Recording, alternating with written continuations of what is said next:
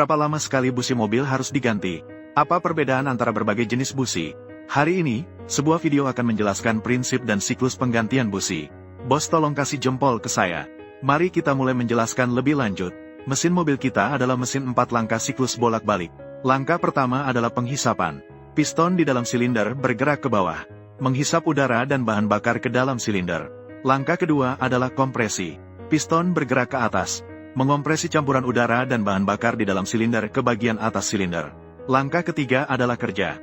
Busi di bagian atas silinder menyala, menyalakan sekelompok kecil campuran di bagian atas. Campuran tersebut menyala dalam sekejap. Panas yang dihasilkan mendorong piston bergerak ke bawah, berhasil mengubah energi panas bahan bakar menjadi energi mekanik. Langkah keempat adalah pembuangan. Piston bergerak ke atas, mengeluarkan gas buang hasil pembakaran campuran dari dalam silinder. Keempat langkah di atas diulang secara berulang. Itulah prinsip kerja mesin. Fungsi busi sama seperti batu api, digunakan untuk menyalakan campuran saat langkah kerja. Setiap bagian atas silinder akan memiliki satu. Berapa banyak silinder yang dimiliki mesin, maka berapa banyak busi yang dibutuhkan. Di belakang busi terdapat koil pengapian. Koil pengapian mengubah listrik rendah 12 volt di mobil menjadi listrik tinggi 1520 kV. Busi kemudian mengubah energi listrik menjadi percikan api, melepaskan percikan untuk menyalakan campuran bahan bakar. Dan percikan api yang dilepaskan oleh busi memiliki suhu mencapai 20.003.000 derajat. Percikan api yang panas akan mengoksidasi dan mengikis elektroda logam di bagian atas busi. Semakin sering busi menyala, semakin parah pula korosi pada elektroda. Ini juga menyebabkan elektroda pusat busi dan celah antara elektroda pusat dan samping semakin lebar. Celah antara elektroda busi baru biasanya antara 0,9 mm hingga 1 mm. Ketika celah mencapai sekitar 2 mm, kinerja konduktivitas akan menurun. Ini menyebabkan percikan api yang dilepaskan oleh busi menjadi terlalu kecil, dan waktu untuk menyalakan campuran di silinder menjadi terlalu lambat. Pada saat ini, mesin akan mengalami detonasi. Daya menurun dan konsumsi bahan bakar meningkat. Lebih parah lagi, bahkan tidak dapat melepaskan percikan api. Ini juga berarti tidak dapat menyalakan campuran di dalam silinder. Ini menyebabkan mesin kehilangan satu silinder.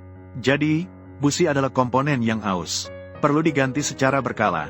Namun, busi yang berbeda memiliki perbedaan yang sangat besar dalam kinerja pengapian dan umur. Busi paduan nikel termurah, harganya hanya belasan hingga 20.000 per buah. Material elektroda dan elektroda negatifnya adalah paduan nikel.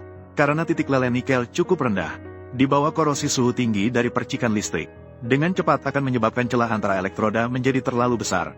Dan karena konduktivitas nikel yang cukup buruk, kinerja pengapian tidak baik. Jumlah pengapian sekitar 75 juta kali hingga sekitar 100 juta kali, yang kira-kira setara dengan umur 20.000 hingga 30.000 km.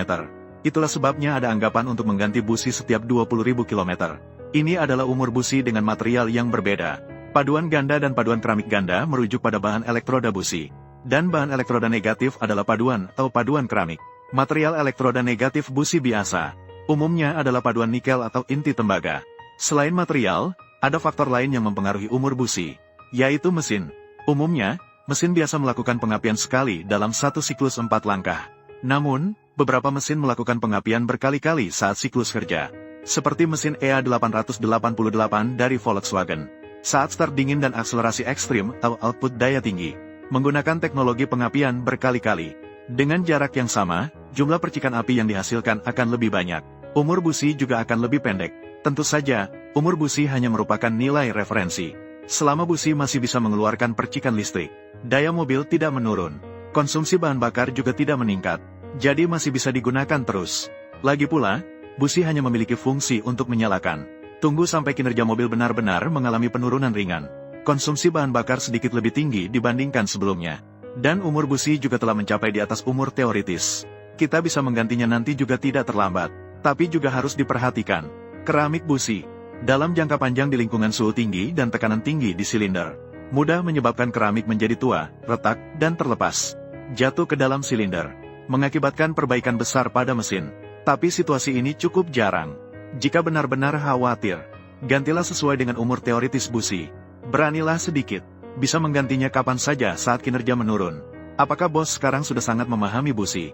Sudah sangat mengerti? Terakhir, jangan lupa untuk mengikuti